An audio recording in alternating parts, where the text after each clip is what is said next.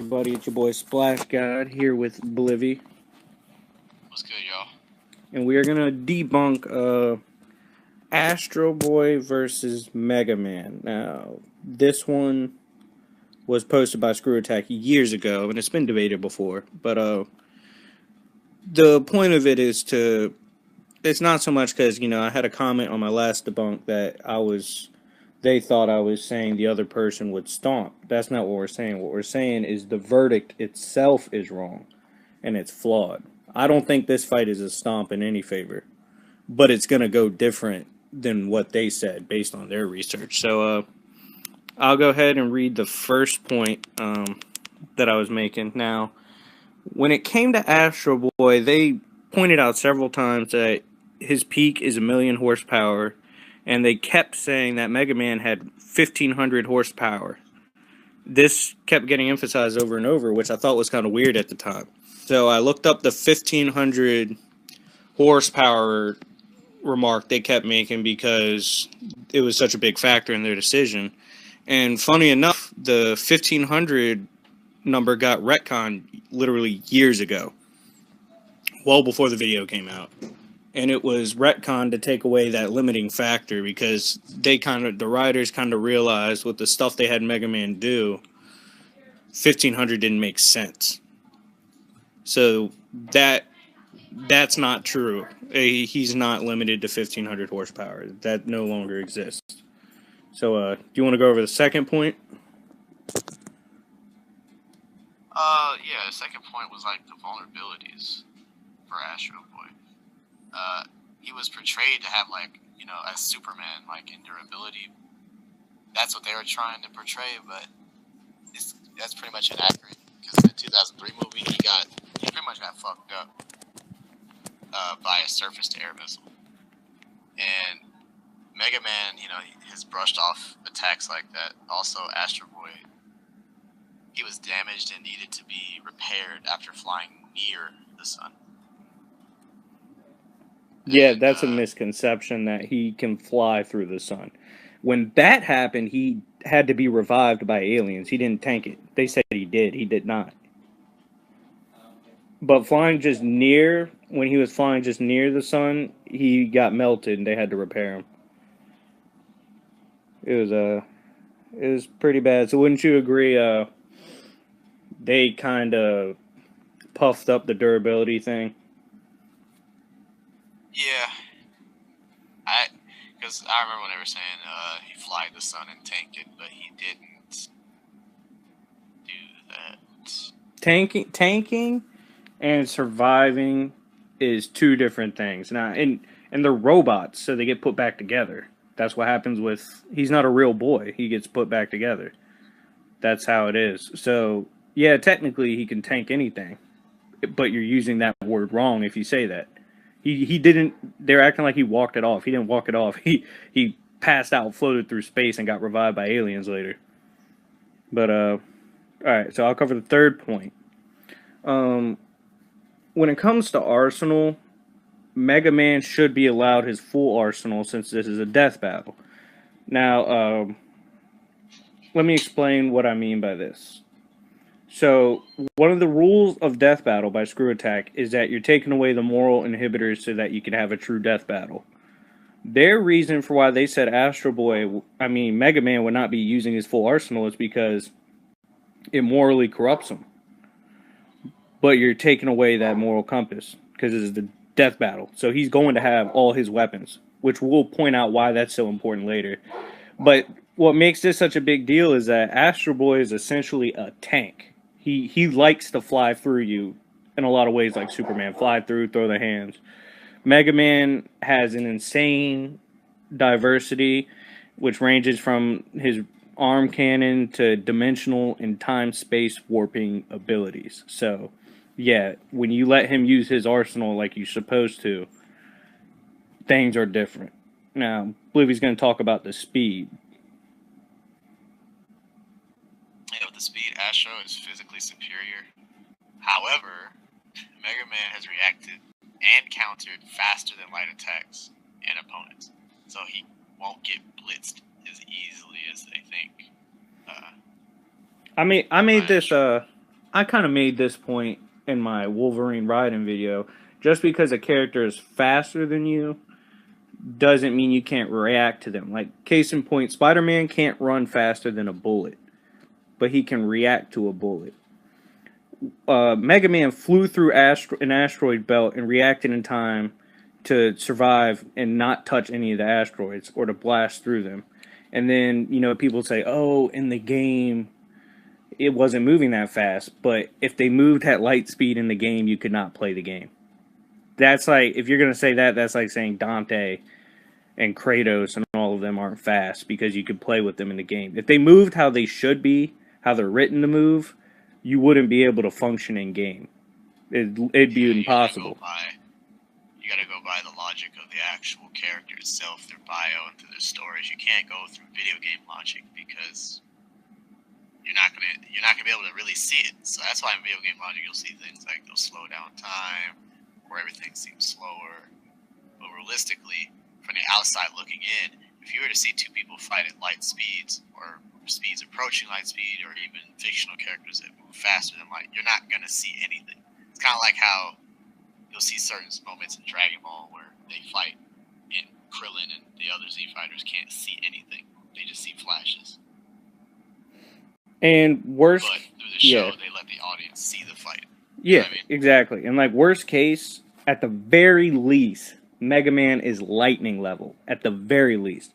Because he easily dodges lightning-based attacks. He easily dodges energy beam attacks, which are light attacks. So that's also light speed. And he fought someone that traveled from Jupiter to Earth in 38 seconds. That's crazy. Now that's technically not canon. You could pull the argument out in my comment section saying that's not technically canon. Okay, but the energy beam dodges, the lightning dodges, all of that points to the fact that he is a lot faster in reaction time than they think and how they made him out to be. Now, I'll address Astro's weak points. Due to his makeup as a robot, Astro Boy is susceptible to intense heat, cold, and electricity. Because he is a robot, his could get overrun by those things I listed. And, conveniently, Mega Man's arsenal does a lot of that, but they took away his arsenal in the video, which is awfully suspicious to me. Now, we're gonna address specifics now. We just gave you a vague reason why this fight is not a stomp in Astro's favor. Now we'll give you specific reasons why Astro could win. It wouldn't. Not only is it not a stomp, but Astro could win. I believe you'll take the first one because he'll explain that power perfectly. Oh, what? Centaur Flash. Centaur Flash. Oh my! Mega Man uses my power. You know what? It's the meteor one. His fucking meteor. Yeah. Oh gosh, that's why I retcon my own power. Yeah. This is why my characters can't have nice things. It is crazy. It's already been done before, and I just never done research into it. Yeah. But that ability is pretty broken. Yeah, he opens a portal and drops meteor strikes on you. That's another character. Hold on. Alright, but yeah, the Centaur Flash, he summons meteor strikes by ripping open dimensional portals. So that's quite impressive and quite a factor. Now, I'll talk about this power. He uses Flash Attack and Time Attack, which can freeze time and people. Now, every time this ability is mentioned, the time stop one, people say, oh, but when he uses it, he can't go switch through his arsenal while they are frozen. True. That's fine. But he can get out the way of whatever's coming, position himself accordingly to where he wants to be, and then unfreeze time, get the weapon he wants, switch to the weapon he wants, and attack. Because Astro's not going to know what's going on. Time literally got frozen on him. He can't move. He can't see anything. And then Mega Man dips, goes somewhere else, and has plenty of time to attack.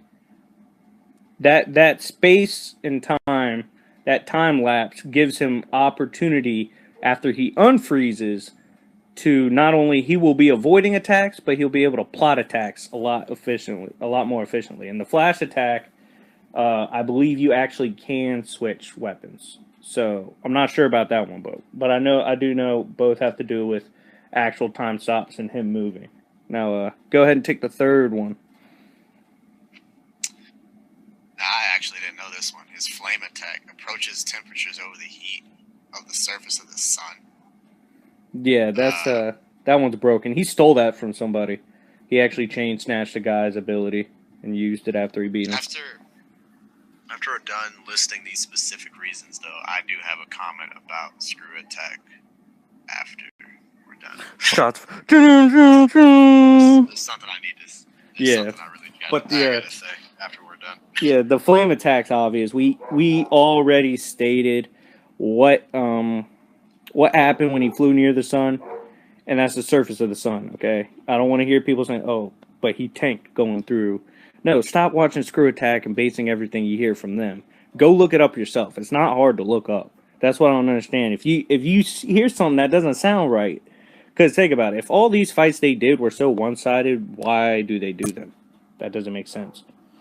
But yeah, it would melt him, and just like I said, the time attack when he moves, that'll give him time to charge it up because he can make it even hotter when he charges it up.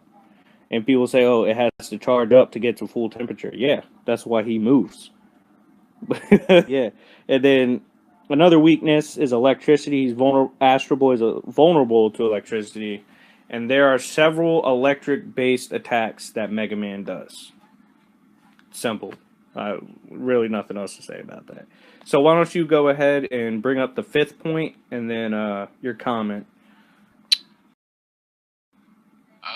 So the fifth point is ice ability, which reaches absolute zero. In other words, the exact opposite of the flame attack. And it's called Ice Slasher specifically. Called Ice Slasher. Okay. Yeah. This one's actually, that's pretty impressive as well. So he's got two sides to that. Not only does he have temperatures that over the heat of the surface of the sun, he also has an ability that reaches absolute zero. Yeah, and that would short circuit Astro Boy. Please don't try to argue that because, yeah, maybe he can stop with the flame, but the cold affects his system. And so, oh, dude, he's going to be in trouble if he gets hit with that absolute zero. And Mega Man can hit him. I don't know why people act like he wouldn't be able to hit him. If he can register energy beam attacks and stuff of that nature, speed of that nature, he can hit him, especially with the time freeze. Unfreeze time, switch to Ice Slasher, boom. You're going to tag him at least a little bit. Now, and please no one try to think, oh, well, the fourth and fifth ability, because some people would probably try and think, powerful, which you probably already explained, powerful electricity blast, right? It's kind of like how Thor hit Iron Man and charged his suit up. But you got to think of the power behind it. Some can, if it's like a weak little electric current, yeah. But if it's like a straight up lightning blast that can just puncture a hole or just fuck him up, that's the Iron Man thing was also for comedic purposes. Exactly. So Iron Man was kind of wearing plot armor at the time. That was his plot suit. But go ahead and make your comment about Screw Attack. With Screw Attack, you kind of already hit the point home with when you said sometimes you can just do the research yourself and you can see the inconsistencies yourself. You can argue it back. I kind of feel like at first I thought okay, maybe they're just leaving room for people to argue. Maybe they want an argument. Because at this point, I'm just maybe they want someone to argue back. Because some of these things can be easily seen. You can see through them. And I feel like they need to really double check their research a little more sometimes. Because it's getting too obvious at this point. Yeah, we're going to touch the Sephiroth Virgil later. The problem with that one is I kind of knew as soon as I was a matchup that Sephiroth was going to win because Virgil should stomp off of just instant kind kind of vague recognition of both characters. I'm like, oh, Virgil would probably stomp him, but of course he lost, so makes sense. But yeah, anyways, that's it for this video, and I'd like to just point out with my closing comment. Last video, I had someone get real hype in my comment section. I'm still waiting on their response, but this was not a stomp in Mega Man's favor. We're not saying that, but we're saying he could win. It's not a stomp in Astro's favor at all. And when I said last time with my Wolverine Raiden that I took a long time researching, it wasn't because it was hard debunking Screw Attack. I just like to be thorough. I like to point out what I think would win and then try to prove myself wrong. Say, oh, but he could combat this way. That's why I kept saying the stuff about, oh, let's say Raiden could do this. I had a rebuttal for that as well. So it's just to foolproof my research with Screw Attack does not do. That's like them saying Hulk would run out of being angry because anger is an emotion, which is in the brain. Like comic book characters work like therapists. But that's another topic for another day. But yeah, but yeah, it's just another debunk. We got a lot of videos coming soon. We're gonna try to get out smaller time videos so that you guys can see our content quickly. But yeah, anyways, it's been Splash and Blivy. And we're out.